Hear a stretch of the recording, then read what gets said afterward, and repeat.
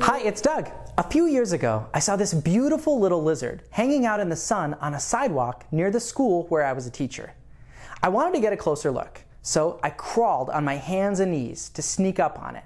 And when I got real close, I reached out my hand real fast to try to catch it. But I made a classic beginner's mistake. I had grabbed the lizard by the tail. When I went to open up my hand, I found out the lizard had escaped, but I had a spooky surprise. Its tail was wriggling in my hand like a live worm. Someone named Jose has a question about lizards and their tricky tails. Let's give Jose a call now. Hi, Doug. Hi, Jose. I have a question for you. How do lizards regrow their tail? Ooh, that's a great question. You may already know why it was a mistake to try to catch that lizard by its tail. Lizards have the ability to detach their tails on purpose. And not only that, but after they separate from their tails, they can regrow a new tail to replace the lost one.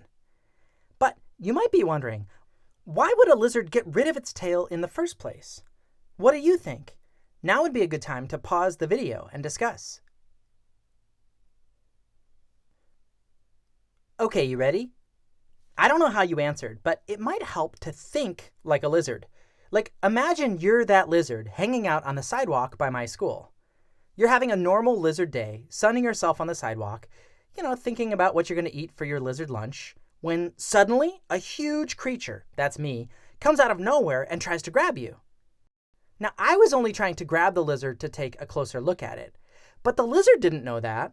From the lizard's point of view, I could have been a predator trying to eat it. If you were the lizard, you'd want to make sure you could get away from the huge monster human predator as quickly as possible. And you wouldn't want the predator to follow you. This might be why lizards detach their tails, to help them escape from predators. Even if a predator catches a lizard by its tail as the lizard tries to run, by dropping its tail, the lizard can still get away. And even better, the nerves inside the lizard's tail actually take a while to stop working. So the lizard's tail keeps wiggling even after it's dropped it. That distracts the predator while the lizard gets to safety. But the most amazing thing of all is that even after they drop their tails, lizards don't have to live without them forever. Many lizards can actually grow their tails back again. And lizards aren't even the only animal who can do this. Salamanders can also regrow their tails. In fact, a specific kind of salamander called an axolotl can even regrow all kinds of different body parts. Not just their tails, but their arms, their legs, even parts of their hearts. And as cool as that is, a type of worm called a planarian worm can do something even more incredible. If a planarian worm gets cut in half, it will regrow into 2 different worms. It can practically regrow its entire body. This ability to regrow lost body parts, scientists call regeneration. So how is this possible?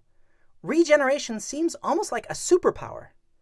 Well, to try to understand what's going on inside a living thing, scientists often start with a microscope. All living things, when we look at their parts under a microscope, we see that they're made of these little blobs, which we call cells. Maybe you've heard that word before. Different kinds of body parts are made up of different kinds of cells. For example, muscles are made of muscle cells. Skin is made of skin cells, and so on. Now, different animals regenerate differently, but many animals, including lizards, start regenerating a lost arm or tail by growing something called a regeneration bud. A regeneration bud is a cluster of cells that can turn into more than one kind of cell, such as muscle cells, nerve cells, or skin cells. Scientists are really curious about how animals regenerate, because learning about how it works might help us. Unlike a salamander, humans can't naturally regrow whole body parts, like an arm or a leg. Scientists think if we can learn more about how lizards regrow their tails, or how axolotls regrow their heart cells, maybe we might be able to discover how to regrow our own body parts too. Now, human bodies do have some powers of regeneration already. Like, think about what happens when you skin your knee.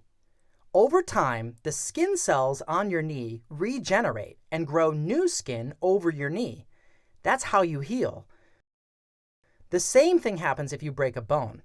As long as the broken bone pieces are held in place, after a while, your bones will regenerate new bone cells to heal the break. But that's not quite the same thing as what lizards do to regenerate their tails.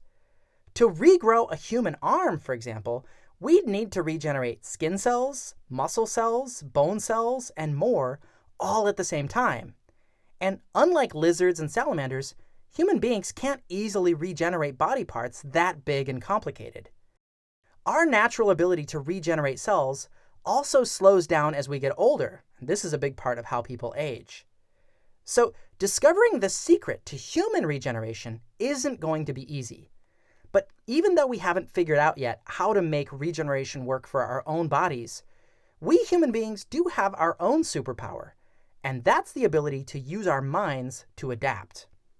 Humans are really good at learning to do things in new and different ways after our bodies change. Like, if you've ever lost a tooth, you might have experienced this. Maybe when your tooth first fell out, your mouth felt like it had a strange hole in it, and it was a little harder to eat or talk. But over time, your mind and body adapted to the change. You learned to eat and talk comfortably again, even with that new missing tooth hole. Another way humans adapt is by inventing tools that help us use our bodies as they are. For example, even though human bodies can't naturally run as fast as cheetahs can, we've invented cars that can help us move even faster than a cheetah. Even though people don't grow thick coats of fur to keep us warm in the winter, like polar bears, a person living in a cold place might wear mittens or a jacket to keep warm. And even though we can't regrow our legs like a salamander can, a person who loses a leg might use a prosthetic leg to walk or play basketball. By using these tools, we don't change our bodies. We make it so that we don't need our bodies to change to do all the things we need to do. Now, that's not something lizards or most other animals in the world know how to do. Still, there are some things that lizards and salamanders and worms can do that humans just can't. Until we figure out the scientific secret of regeneration, we just have to admire lizards' regrowing tails for the superpower that it is. That's all for this week's question. Thanks, Jose, for asking it. Now, for the next episode, I reached into our question jar and picked out 3 questions sent in to us that we're thinking about answering next. When this video is done playing, you'll get to vote on one.